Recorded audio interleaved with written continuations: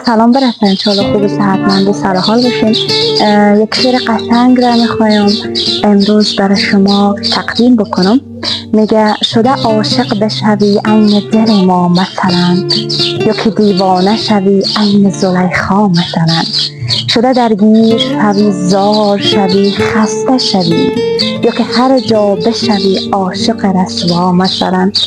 شده شاعر بشوی شعر و غزل تازه کنی، یا که خود شاه شوی شاه دل ما مثلا.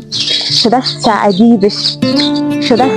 بشوی هی بسرایی ز فراق، یا چو حافظ بدهی ملک بخارا مثلا.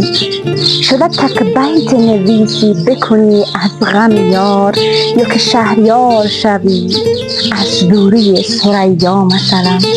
شده فرهاد شوی کوه کنی پیشه کنی، یا که مجنون شوی با غم لیلا مثلا. تشکر.